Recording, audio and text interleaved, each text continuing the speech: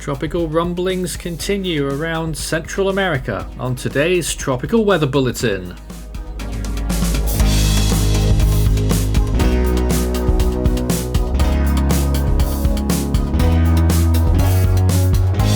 And now the latest around the wide world of tropics. Tropical Weather Bulletin for June 11.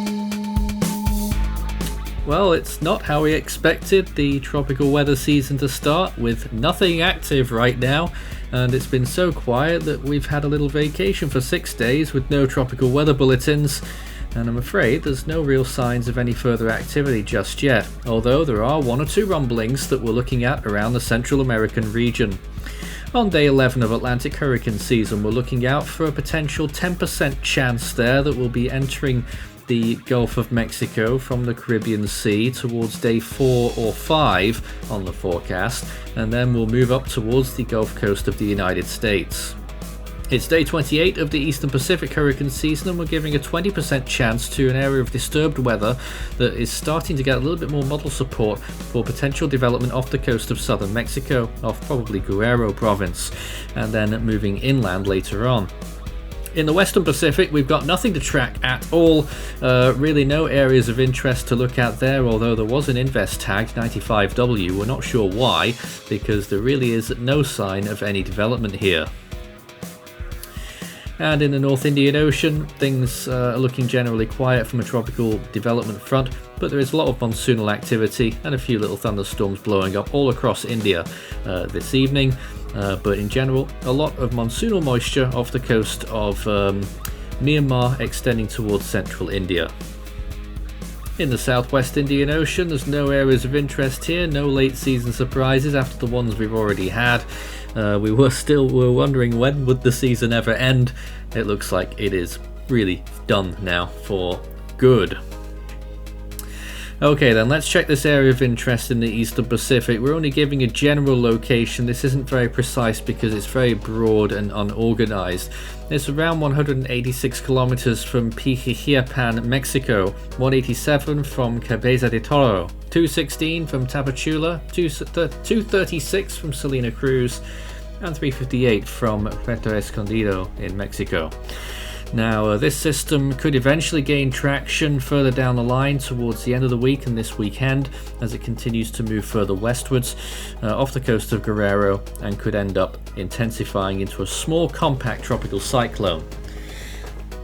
Well, here's satellite imagery of the feature right now, and you can see it's very broad with thunderstorms, convective tops blowing up mainly offshore, but there's a few overland as well.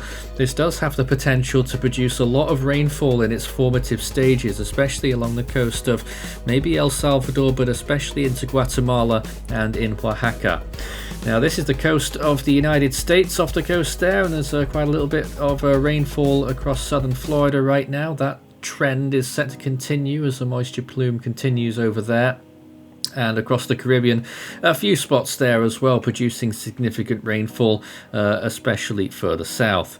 Off the coast of Africa there's a little tropical system there, part of the intertropical convergence zone, though really nothing to talk about. And looking at a wider shot of the Eastern Pacific, you can see what a mess it is there right now, but eventually we could see something spin out of all of that later on in the week. Western Pacific there, a few little thunderstorms here and there, mainly in the western part of the Philippines and in the south, and extending further south towards the deep tropics there near Palau. And in the Indian Ocean, you can see that monsoonal signature there of extremely intense rainfall, mainly over the Bay of Bengal, but lots of thunderstorms over the Indochina region. And in the Arabian Sea, there's a few thunderstorms lingering off the coast of, along the coast of western India, but over the Arabian Sea itself, not much going on. And here's a quick look at radar over the Central American region. It's not very complete radar, obviously, but you can see a few areas there showing significant rainfall. And these are the shear maps, which are a new feature to the Force 13 website. You can check that out at force13.com/satellite.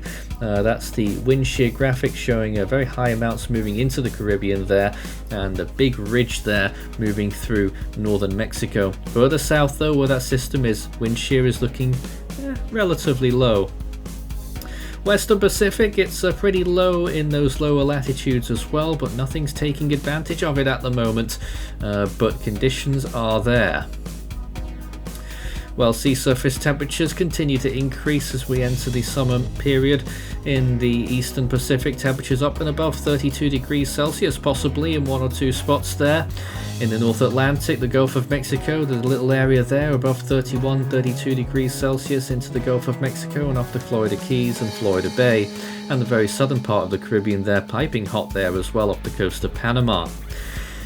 In the Western Pacific, temperatures still increasing here as well, a few areas getting close to 32 degrees Celsius off the east coast of the Philippines, moving out towards the northeast, and on the western side in the South China Sea, with temperatures increasing near Hong Kong as well. Bay of Bengal, it's actually cooled slightly due to all of this cloud cover, but still very good temperatures there, over and above 30 degrees in a few spots, the Arabian Sea even better. And in the southwest Indian Ocean, it's looking like this. Temperatures really starting to go off the boil now, of course, as we enter the winter period here in the southern hemisphere. Temperatures around Mauritius and La Réunion around 25 degrees Celsius. Off the coast of Australia, temperatures still gradually decreasing as well, with maximums of 29, but generally less than that. Gulf of Carpentaria really cooling down. And into the South Pacific as well, we're looking at those temperatures really starting to cool there, but in general they're still fairly warm around Fiji and Vanuatu, 26 degrees easily. Not that it matters from a tropical cyclone perspective, because there won't be any. Compared to average though, this is what the sea surface temperatures look like, and we've still got that enormous area in the Atlantic, in the main development region mainly, that's well above average there, up to 3 or maybe even 4 degrees above average, and parts of the Gulf of Mexico quite up there as well. In the Eastern Pacific it's generally hit and miss, but the main corridor there moving west from the coast of Mexico looking pretty good, Western Pacific also looking decent, and the North Indian Ocean temperatures quite a bit above average there as well, especially in the Arabian Sea. Oceanic heat content looks like this. The Eastern Pacific actually has decreased a little bit, believe it or not, but still decent amounts in those areas. Anything green and yellow is decent for tropical cyclone sustenance and potential rapid intensification. By contrast, the Western Pacific is really pushing the boat out there with very high values across the board. The Atlantic also has a few really good areas to talk about as well. If a storm went along that track there, well, it would really be having a field day. Southwest of Jamaica, northwestwards, just west of Cuba into the Gulf of Mexico. Well, let's check the GFS computer models then. This is for the next 5 days in the Atlantic/Eastern Pacific. And you can see not much going on at first, but eventually a little system forming there on the left-hand side, just off the coast of Mexico, and it goes down after that and does something very strange. And in the Atlantic, you can see that 10% later on there as well, starts to get itself going towards the end of that 5-day period, moving through the Yucatan Channel and then into the Gulf of Mexico. Doesn't look like a fully fledged tropical storm, although it tries there to get that circulation sorted out. It looks like a very disorganized system.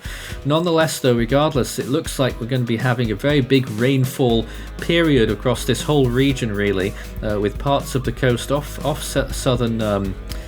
Central America getting to some significant rainfall amounts just off the coast there of Guatemala and possibly El Salvador, up towards 34 inches of rain there, which is over 800 millimeters. And moving up towards the Yucatan, we're looking at isolated values above 8 inches there as well. Out to sea, much higher amounts there, and in Florida and in parts of Louisiana and Mississippi we could be looking at totals up to 9 inches. And that's because that system moves into Louisiana towards day 6 or 7 there and moves off towards the north. The one near Mexico dies off pretty quickly. It eventually moved off towards the most eastern part of Mexico. You can see it again in this loop here. There it is, actually moves over towards Guatemala and moves back inland. Very strange track if that ever did happen. I'm not convinced at all by that. But then it's just a general messy period across the whole Gulf of Mexico, Eastern Pacific region. Well, scan the barcode and that will take you through to the Force 13 merch store, where you can take a look at all of our items as well as our full season and individual storm animations on request.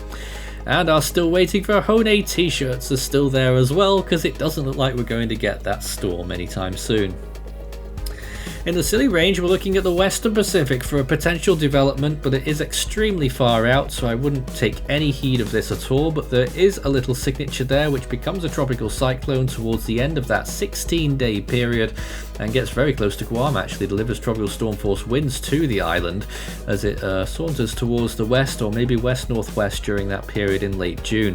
But really, if that's all we've got to look at in the long range, it really is a sign that the tropics are struggling. We're 35% below average for the time of year.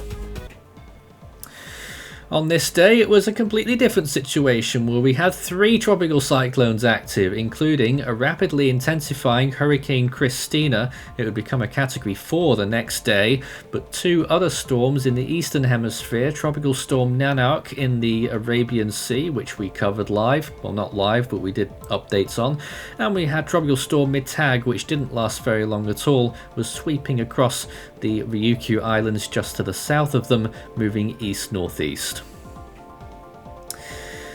And it turned post-tropical shortly after that, and that was on this day 10 years ago. Well, back to today, we are code unclassified because there is no real risk at this point, but we are looking at the first names of this season: Alberto in the Atlantic, Aletta in the Eastern Pacific, and Hone in the Central Pacific, which we've been waiting for 5 years. In the Western Pacific, the next name is Gaimi. In the North Indian Ocean, it is Asna.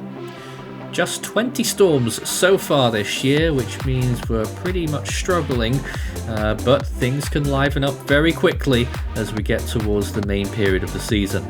In the Australian region, the next name is Robin. Southwest Indian Ocean, it's Jeremy, unless it goes to next month, in which the names will roll over a new list. And in the South Pacific, the next name is Pitta. That's all from our Tropical Weather Bulletin. We'll be back again tomorrow. Become an Ultimate Fan today.